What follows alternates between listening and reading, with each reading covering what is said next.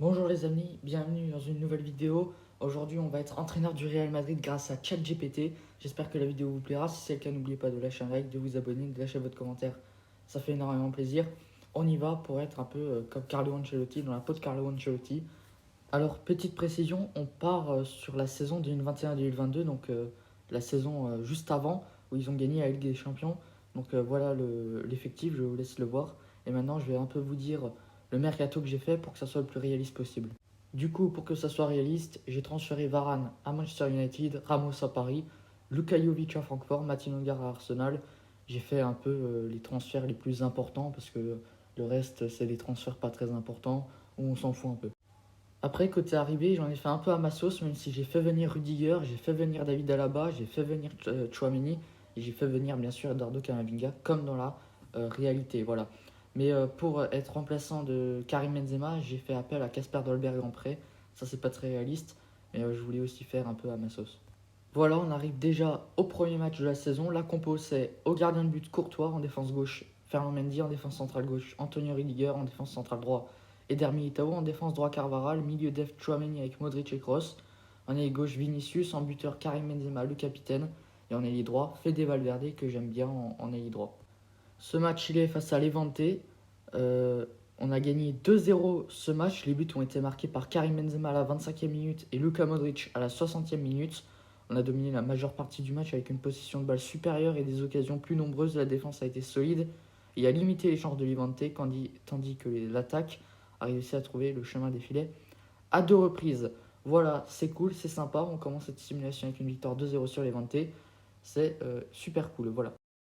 Ensuite, match face au Betis Séville, on fait un match nul 1-1, but marqué par Vinicius Junior.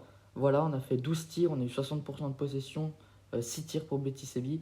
On a été largement au-dessus, content de gagner une deuxième fois de suite. Prochain match encore une fois avec la même compo face au Celta Vigo, on gagne 3-0, rassurez-vous, on va changer la compo dès le prochain match. Voilà, donc on a gagné 3-0, un doublé de Karim Benzema et un but de Vinicius Junior. On a tout simplement éclaté le Betis Séville avec 16 tirs et 63% de possession contre 6 tirs pour le Celta Vigo. On y va pour le prochain match, mais surtout la compo du prochain match. Pour ce match, au gardien de but, j'ai décidé de mettre Lounine en défense droite, Nacho Fernandez en défense centrale, Alaba Rudiger avec en défense gauche Marcelo le capitaine. Au milieu, Camavinga, Modric, Valverde. À droite, Rodrigo, à gauche, Vinicius. Et en buteur, Dolberg pour sa première titularisation.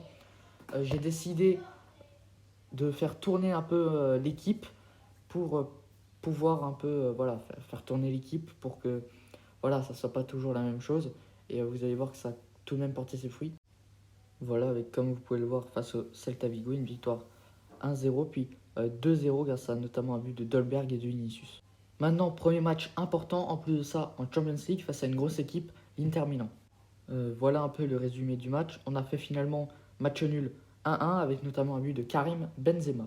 Ensuite, on revient en Liga face à Valence. Lunin, Nacho, Rudiger, Militao, Alaba, Camavinga, Ceballos, Kroos, Asensio, Benzema capitaine et Eden Hazard sont dans le 11 de départ.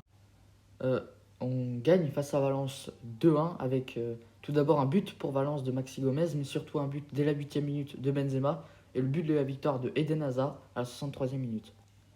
Ensuite, on va avec la même compo face à Mallorca. On gagne 3-1 avec un but de Vinicius, de Hazard et de Camavinga, son premier avec nous. Il y a quelque chose qui retient mon attention, c'est une belle performance collective, bien sûr, de l'équipe, avec une bonne prestation de Camavinga. Donc, je vais un peu plus le titulariser. Et la doublée de Vinicius Hazard, c'est-à-dire que Hazard revient bien et j'aimerais bien le faire jouer un peu plus souvent. C'est pour cela que j'ai changé de dispositif. J'ai hésité entre le 4-2-3-1 et le 4-2-4. Je pense que le 4-2-4, on le mettra face à des plus petites équipes.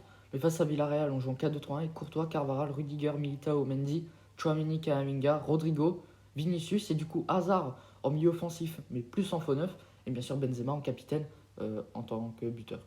Et alors qu'il y a 1-1 à la mi-temps, on finit le match avec une victoire notamment 3-1, une démonstration qui montre qu'on est prêt pour les grandes compétitions. Nouveau match de Champions League, cette fois-ci face au Sheriff Tiraspol. On change et on met un 4-2-4. On voit la compo juste là avec du coup un duo Benzema-Hazard en buteur. Et alors qu'il y a 2-0 à la mi-temps, on termine le match avec une victoire 4-0 sur Sheriff Tiraspol. On montre notamment grâce à une belle performance que notre 4-2-4 il marche.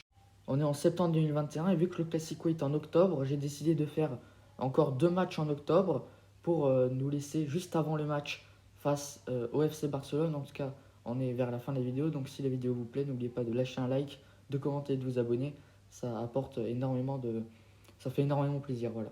On remet le 4-2-4 qui avait impressionné face au Sheriff Tiraspol, sauf que là c'est face à l'Espagnol de Barcelone. Voilà. Cette fois-ci, dans le résumé, on peut voir qu'on a un peu plus galéré et qu'on finit finalement par une victoire 1-0. On revient du coup sur un 4-3 un peu plus classique, voilà.